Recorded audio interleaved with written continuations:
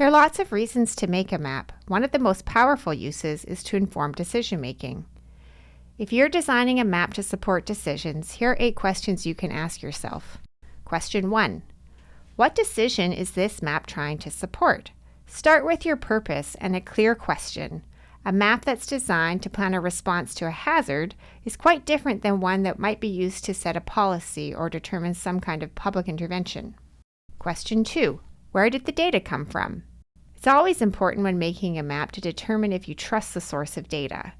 In the case of decision making, it's also important to consider whether or not you have the right data for the question you're answering. Sometimes the perfect data aren't available, and then trying to answer a question with subpar data or data that's not really designed for a particular purpose can lead to more harm than good. Question 3. Is the data recent and relevant to the current situation? Old or outdated data can lead to poor decisions, especially in fast-moving scenarios like disasters. If the only available data are 20 years old, will it still be valuable for the decision that you're trying to make today? Question 4. Is the map clear and easy to understand? Look at the design of the map. Are the symbols intuitive? Is it free from clutter or confusion? Sometimes once we get going on making a map, we get excited. There's a lot more functionality and questions that could be addressed with the map that we're making.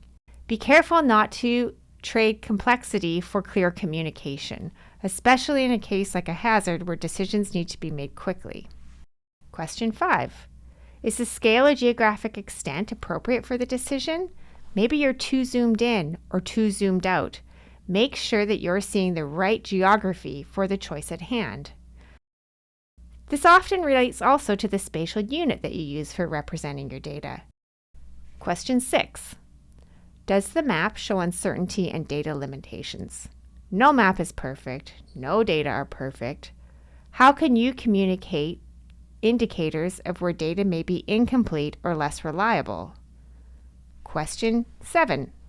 Could this map be misused or misunderstood? If someone sees this out of context, could it cause harm or lead to the wrong conclusions?